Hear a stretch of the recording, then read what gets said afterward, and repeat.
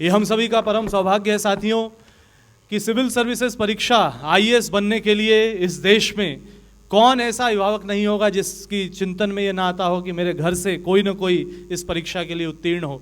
विश्व की अपने आप में ऐसी कठिनतम परीक्षा जिसको पास करके आईएएस कोई बनते हैं, और एक ऐसे ही व्यक्तित्व आज हमारे बीच हैं जिन्होंने दशकों पूर्व स्वयं उस कठिन परीक्षा को पास किया। एक बार जोरदार तालियों से सर्वप्रथम हम उनका अभिनंदन करते हैं।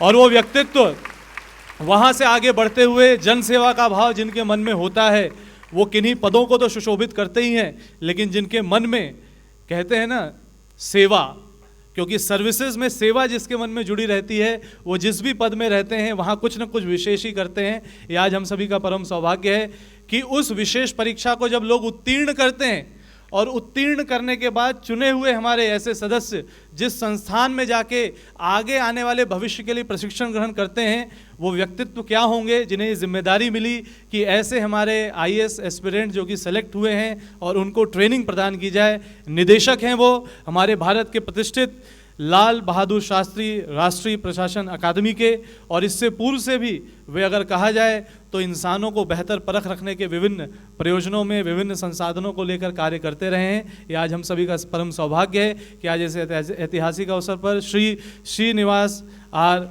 कटिगीथला जी हमारे बीच हैं। हम सभी अपनी जोरदार तालियों के माध्यम से उनको आमंत्रित करते हैं कि आज के इस ऐतिहासिक अवसर पर युवाओं को गढ़ने की टकसाल में आप इन युवाओं को संबोधित करें और आपके माध्यम से ये मार्गदर्शन पाएं। हमारे मुख्य अतिथि महोदय।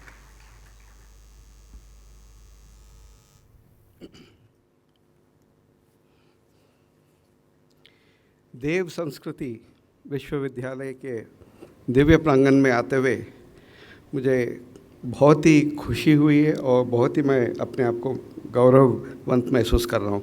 और मुझे आप यहाँ पर आमंत्रित करके मुझे जिस तरह की सम्मान आपने किया, आप सभी को मैं बहुत ही धन्यवाद व्यक्त करना चाहता हूँ।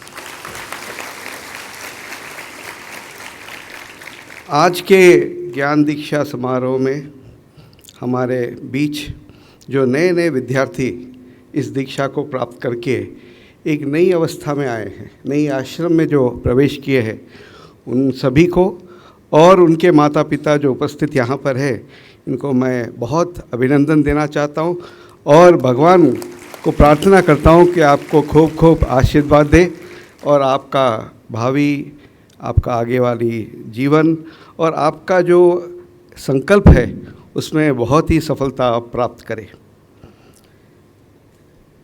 यहाँ पर मंच पर उपस्थित और इसके पहले श्री पंड्या जी जो यहाँ पर आज ये शपथ विधि करवाए थे, चिन्मय पंड्या जी, श्री शरद पारधी जी, श्री देवांगन जी, सारे आचार्यगण, आचार्य लेडी टीचर्स और सारे यहाँ के ये विश्वविद्यालय के जो एलुमनाई हैं, वॉलंटियर्स हैं और यहाँ पर जितने लोग उपस्थित हैं, उन सभी को मैं मेरे तरफ से स्वागत करता हूँ, नमन करता हूँ।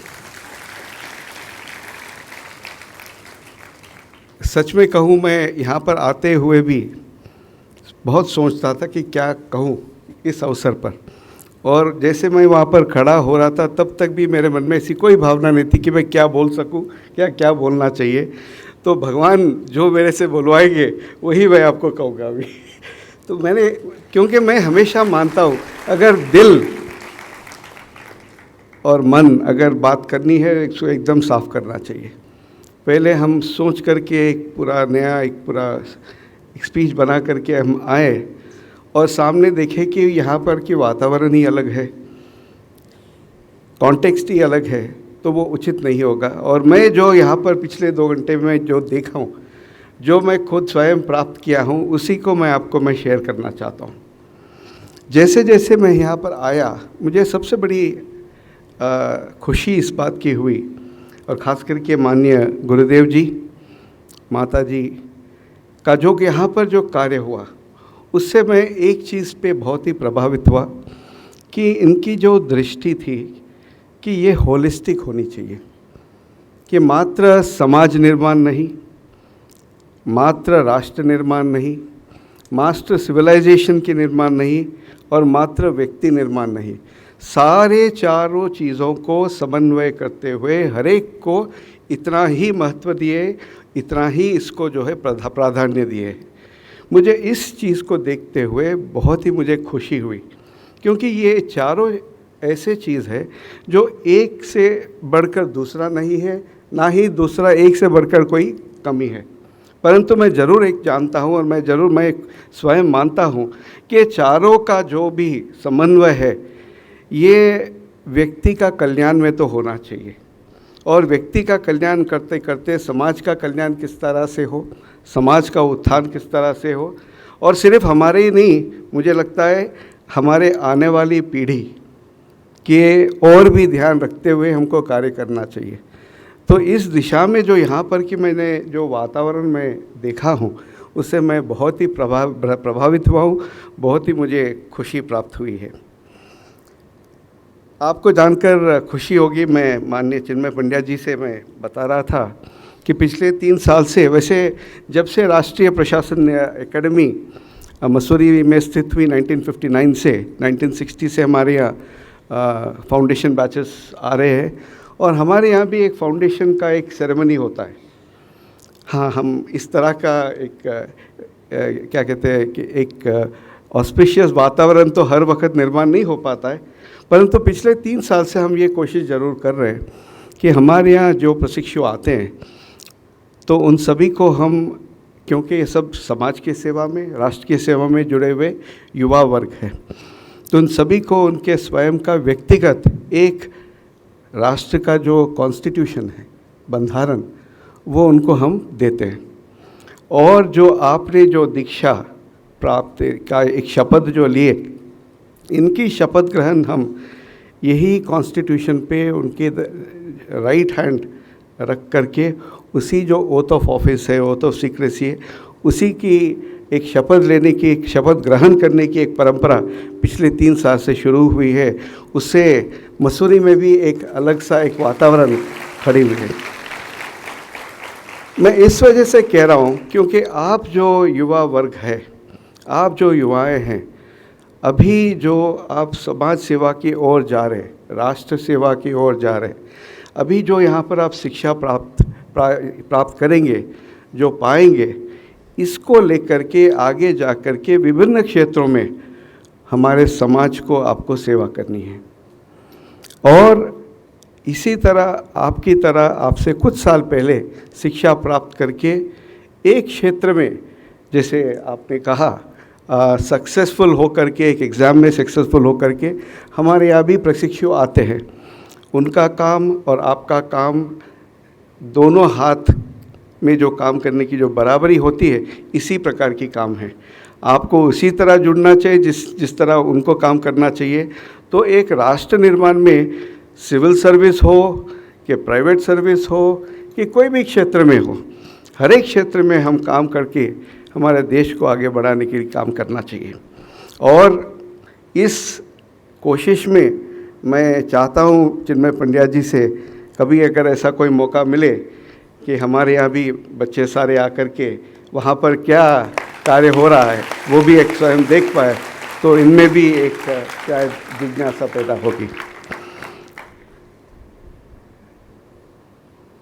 मैं हमेशा स्वामी विवेकानंद जी का स्मरण करता हूँ, क्योंकि वो मुझे लगता है मुझे इस वजह से प्रभावित करते हैं कि स्वामी जी एक प्रैक्टिकल योगी थे।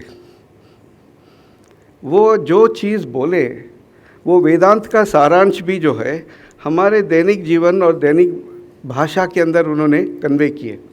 जैसे उन्होंने एक बार कहा कि आप गीत पढ़ने से ज़्यादा, भगवत गीता पढ़ने से ज़्यादा फुटबॉल खेलिए। फुटबॉल में से आप इससे ज़्यादा आप प्राप्त करेंगे, क्योंकि उसके अंदर जो भावना के साथ आपको उसमें खेलना चाहिए, जो भावना इसके अंदर पैदा करना चाहिए, एक दूसरे के साथ सहयोग जो पैदा करना चाहिए, और सबसे बड़ी चीज़ कि शक्ति का निर्माण जो करना चाहिए। क्योंकि स्वामी विवेकानंद जी ने हमेशा ये कहा कि हमारी जो युवा वर्ग है, हमारी जो युवा पीढ़ी है, शक्तिशाली होनी चाहिए। Strength strength is the core of our identity.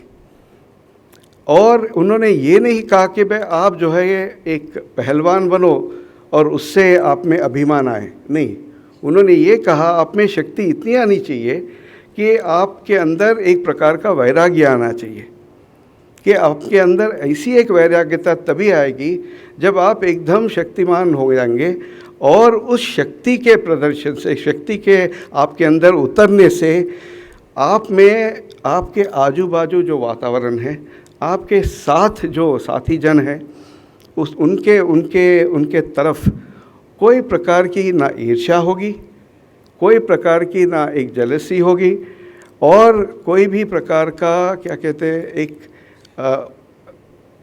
Greatness, ऊंच नीच का कोई भावना नहीं होगा। उन्होंने ये यहाँ तक कहा कि आप दूसरों को पिटी मत करिए। उन्होंने ये नहीं कहा कि आप संवेदनशील न करिए, उन्होंने ये कहा पिटी इस वजह से मत करिए, अगर आप पिटी करेंगे तो आप अपने आप को एक मान रहे कि मैं थोड़ा ज़्यादा बलवान हूँ और कोई जो है मेरे से कम बलवान है।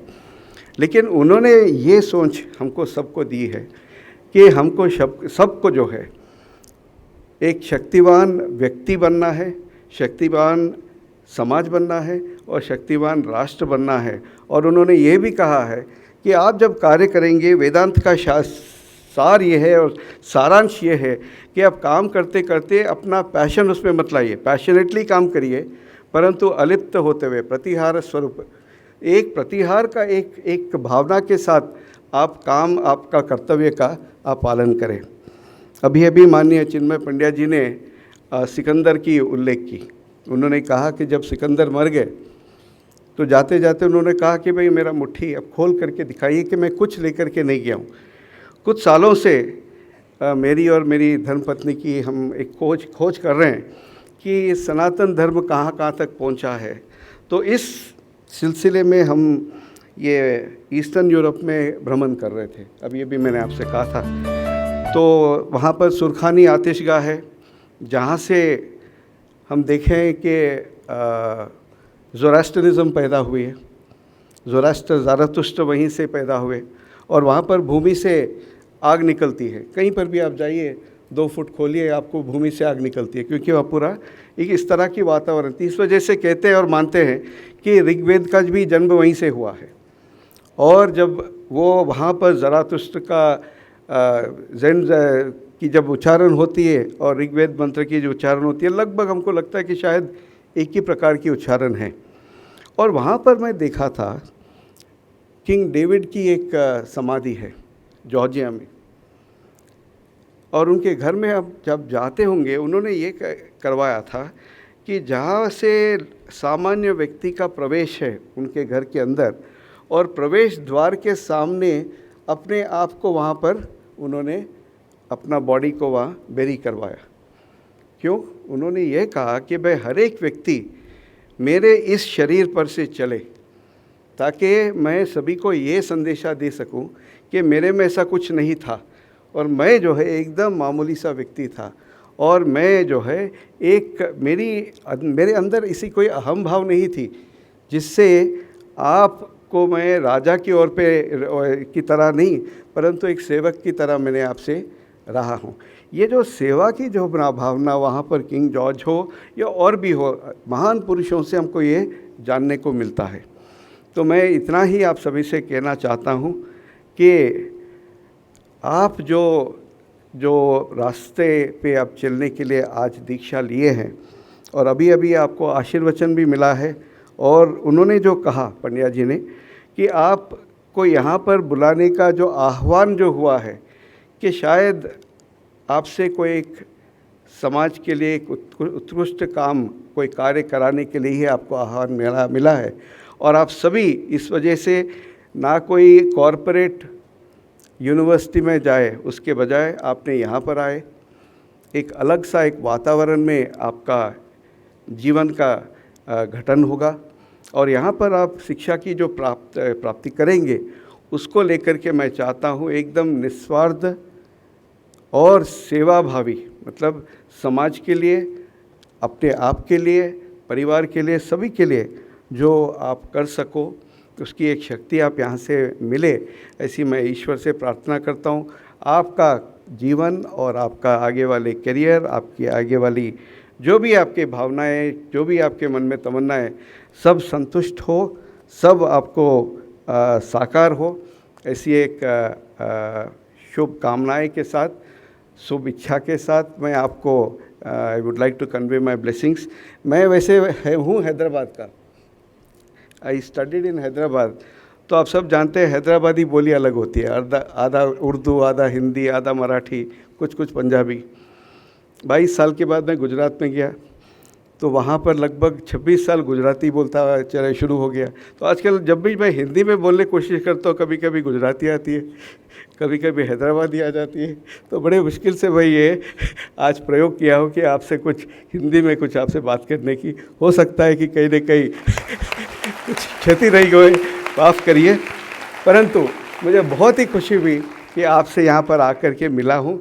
और देश का जो उज्जवल भविष्य में मैं आपके अंदर मैं देखता हूँ, मैं एकदम एक प्रकार का एक विश्वास के साथ यहाँ से मैं जा रहा हूँ कि देश का भविष्य आपके हाथ एकदम सुदृढ़ है, बहुत ही मजबूत है, और एकदम आप काबिल रहोगे और देश का भला करोगे, देश की रक्षा करोगे, समाज का उत्थान करोगे, राष्ट्र का निर्माण करोगे, और आने वाले पीढ़ियों के लिए आप ऐसी एक समाज, ऐसी एक व्यवस्था छोड़ जाओगे जो उनके लिए योग्य होगा।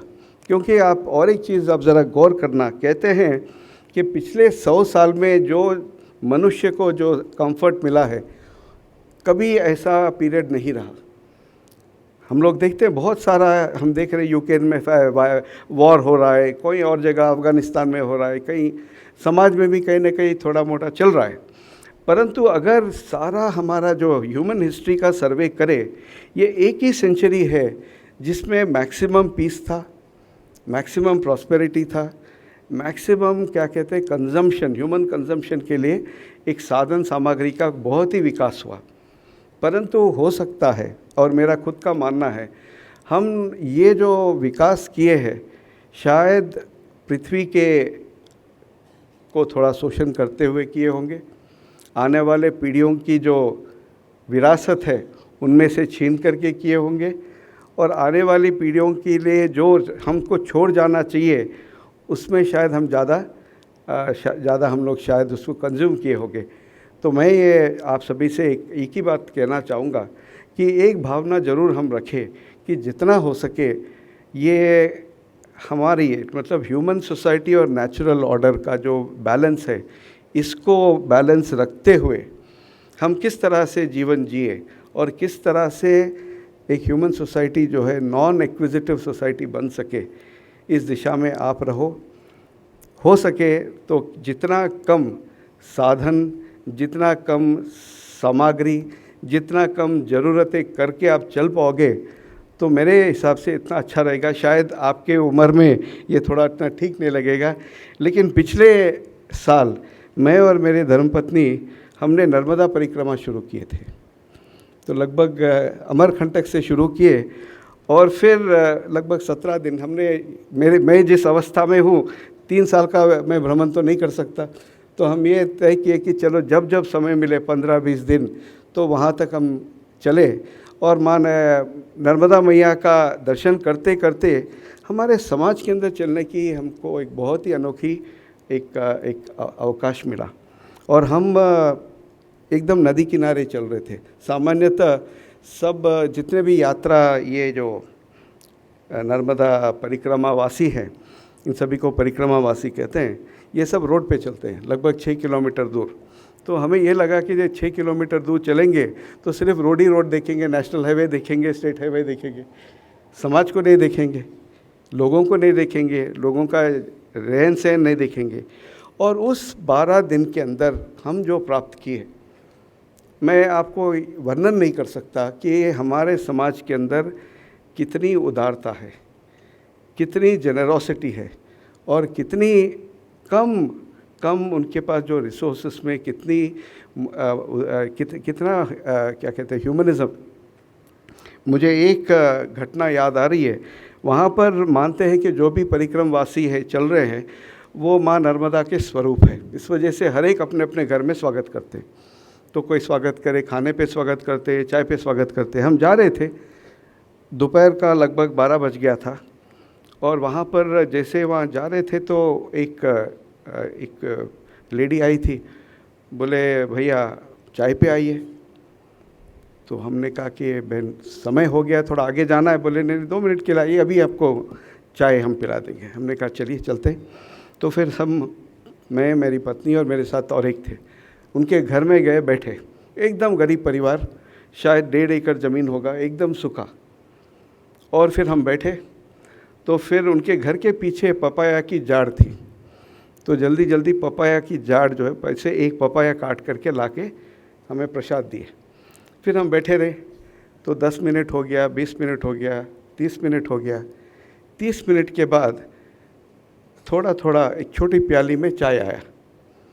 फिर चाय हम पिए, फिर बोले भैया अभी खाना खाओ। हमने कहा नहीं, अभी हमें आशीर्वाद दीजिए। लेकिन ये 30 मिनट के अंदर उनके घर में चाय नहीं था। वहाँ से वो दौड़ करके नज़दीक वाले गांव गए, चाय खरीदे, वापस लाए। और चाय भी उनके पास इतनी शक्ति नहीं थी कि चाय पूरा चाय भी खरीद पाए, बस इतना ही चाय खरीद पाए।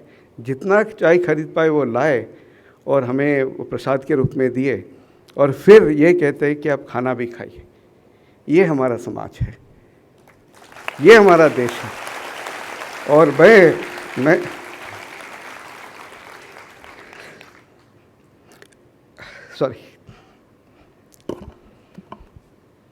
मैं समझता हूँ ऐसी समाज, ऐसे लोगों के बीच रह के उनको सेवा करना, इससे ज़्यादा हमारा सौभाग्य नहीं हो सकता। जय हिंद।